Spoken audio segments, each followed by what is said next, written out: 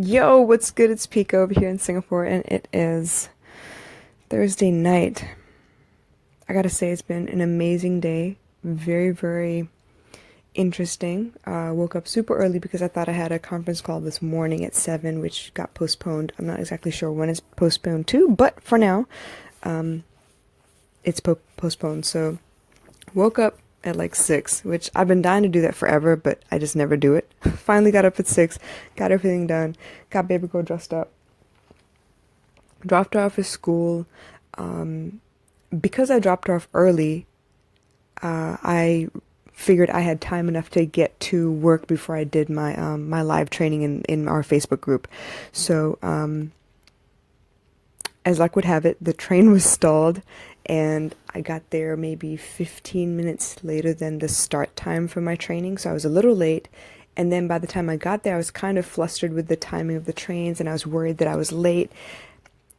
And as much as I would have liked to expound on the material I was trying to cover, it ended up being a very, very short, sweet, to the point training. I think it was short and sweet and to the point, but it was very short. I will give you that. So, um, so far the feedback has been good. I'm not particularly happy with it, but I think I got the message across. So that was that this morning at about 9:15 in the morning for me. Um, Went up to work, actually had the whole office to myself for the most part. One of my students came in, and she quietly did her homework right next to me. She didn't have a class or anything, so Saiwi actually kept me company for a little while. And that was until about, I don't know, 3:30, almost 4 o'clock, when I had to go down to Eastgate and practice the workshop that I'm supposed to be presenting from now on. So that was interesting. As I've mentioned before, learning to speak to a Singaporean crowd, especially to parents, the generation that I'm talking to, I need to kind of dumb myself down, change the vocabulary that I use, because apparently I sound too salesy, which is fine. I mean, if that's the market and that's what they want, that's what they want, right? I can't really change that. So the hard part for me is to dumb myself down, though. I've done it before as a kid because I wanted to fit in, and eventually I just kind of stopped trying and embraced the fact that I'm quite wordy. I like the thesaurus. I like $5 words. And yeah, it's kind of like grown from there, I guess. So this is definitely, definitely a push out of the comfort zone. I can feel my every fiber of my being fighting not to do this, because it's like against everything that I've fought so hard to like create about myself, which is fine.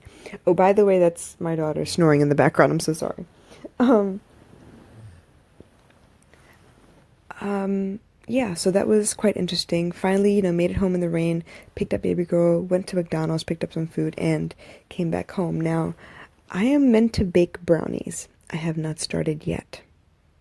I may do that after this podcast. I'm not sure. I think I will. I promised I'd bring brownies to the Christmas party tomorrow, so I better get that started eventually. Um, let's see.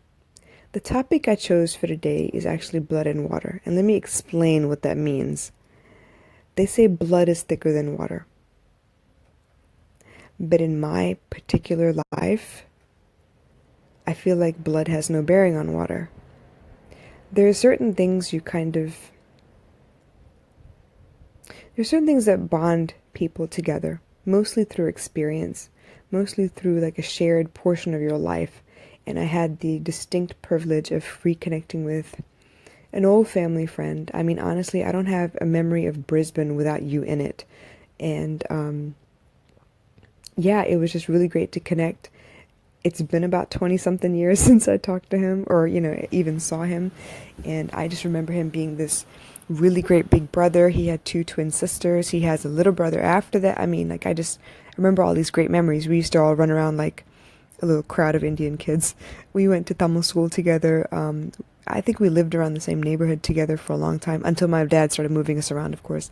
So, yeah, I connecting with him and talking to him, I gotta say, it's different when you talk to someone who knows you. I mean, knows you before you changed, before you adjusted, before you, like, shut down certain parts of you and developed other parts of you. Like, those people that know you as a child those people are important because they hold the key to who you are in essence. And a lot of what I wanted when I came to Singapore, when I left my husband, left the States and came to Singapore to start over, I came here because I had the greatest concentration of family members in one area. And what I really wanted was for them to be able to spend a little bit of time with me and tell me, remind me, like sing my song back to me, tell me who I was as a kid. Who am I naturally? Because honestly, I didn't know. When I left the States, I was pretty broken. I was pretty depressed. I was super skinny. I was in bad shape, y'all. I think I was down to like 98 pounds.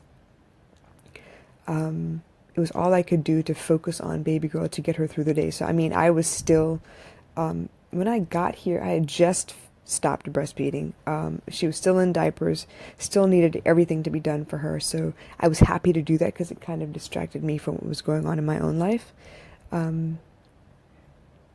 But yeah, it would have been nice to be able to connect to my cousins, my uncles, for them to actually sit down and spend some time with me and help me figure out where I was meant to be and who I was meant to be. It didn't happen the way I thought it would. And that's cool. I mean, everybody has their own life and they kind of, go their separate ways when you've been missing from their lives for about 30 years. So I can't blame them for that. But it was a little lonely. It was a little difficult on my part. So it's all good. I mean, I'm past that now. This is like 4 years later, right? But you can hear my voice. My voice is cracking a little bit because talking to this guy kind of brought back a rush of memories of, feelings where I kind of fit in. I knew where I fit in. Yeah, I was the dorky, gangly looking tall girl or whatever in the group of kids that we ran around with. I mean, that consisted of my two cousins, my brother, a bunch of old family friends and their kids. So it was Muthu and his twin sisters, and then Nagu and Radha, me, Hari Ishwara, Kannan, because Kaplan wasn't born yet. And we all ran around together because, our families were so close or whatever.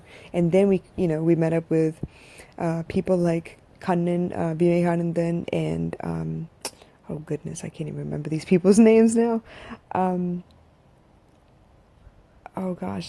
Mahalinga and his sister, I think it was Janani. God, I can't even remember these names really.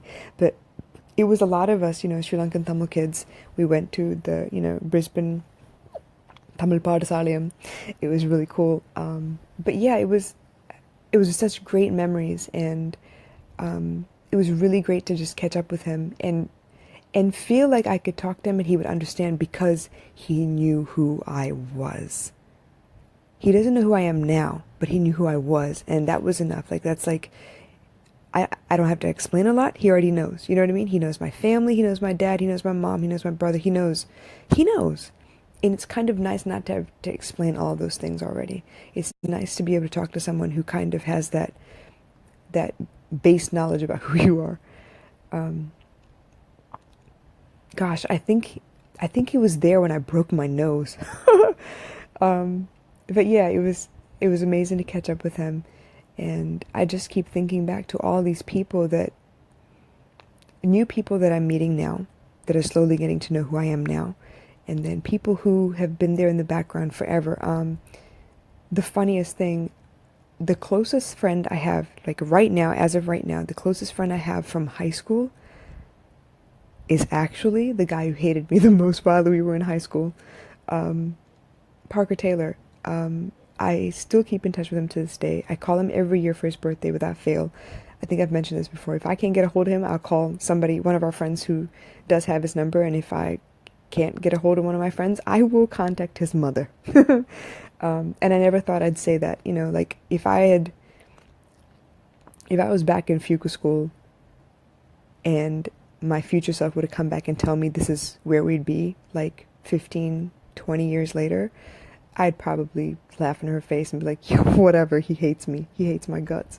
But yeah, a lot changes, and I love that there are some people out there who know me, or at least know one version of me very, very well, enough to be able to say, yeah, man, I remember when you were like this and you were like that. I like hearing those stories.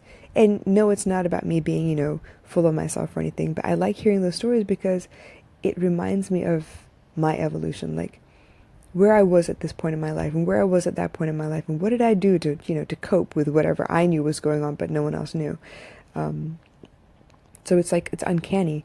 And that's why I'm saying, yeah, the old saying goes, blood is thicker than water. And it should be. And scientifically it is. But I don't know. My family, the people I would call on and I know I could depend on them, isn't all blood. I think it's mostly water. And that's cool. I'm not knocking that at all. Everyone has their own path to lead, and I have my own race to run, and I'm happy with the people I know I can depend on.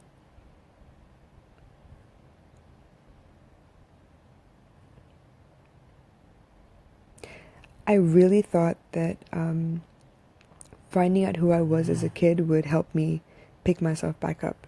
It turns out being angry at my situation helped a whole lot more.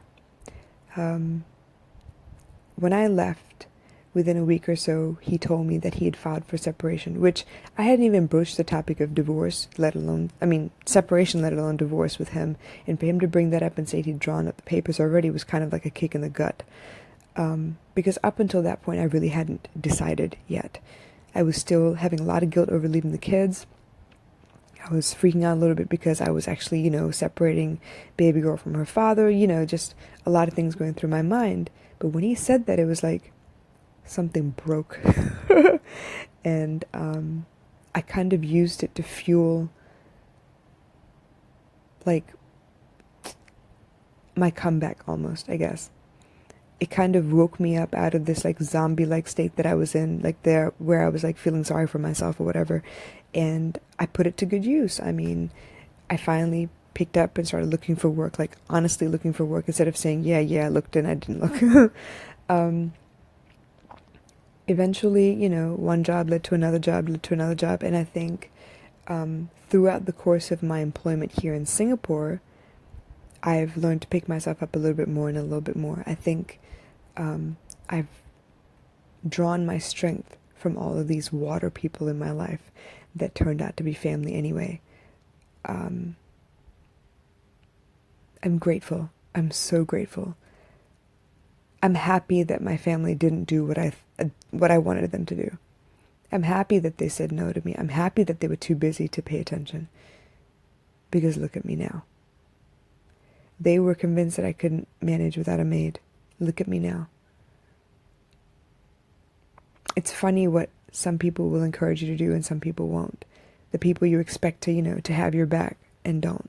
And that's cool. I mean, everything happens the way it's supposed to. And obviously, I was meant to hear a lot of no's to get to this point.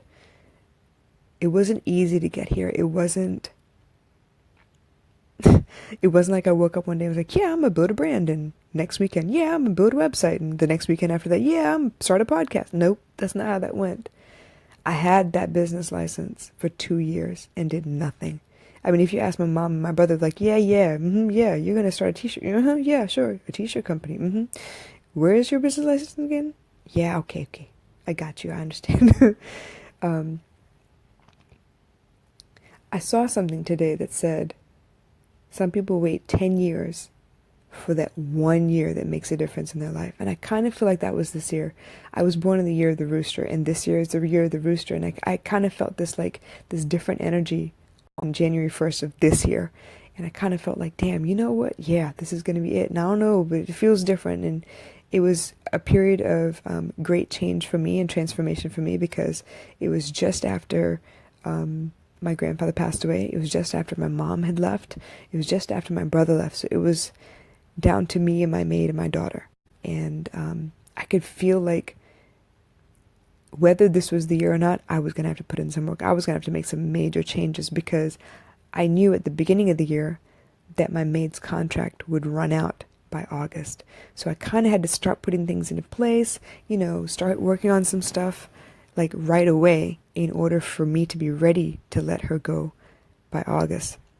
But funnily enough, stupid stuff happened, and I was ready way before that. I was ready a whole 4 months before that. So by Tamil New Year, which was, I think it was April 7th of this year, I was ready. I let her go already. Um, but if it wasn't for the support of certain water people and certain blood people, I don't think I would have made it through. I don't think I would have handled that traumatic situation as well as I did. I'm sure I could have handled it better, but I don't think I would have handled it as well as I did. So, whatever you're going through in your life, whatever struggles you've been through, as much as you might be mad at the people who aren't doing what they said they would, or doing what they're meant to do, what their duty is, whatever it is, okay? As much as you're mad about that, be grateful. It's meant to teach you something. Really, truly, it's meant to teach you something. It's meant to turn your life upside down in order for you to heal something that you consistently go through all the time.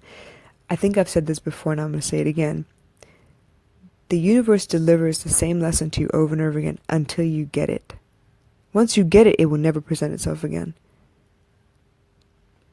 I have separation issues.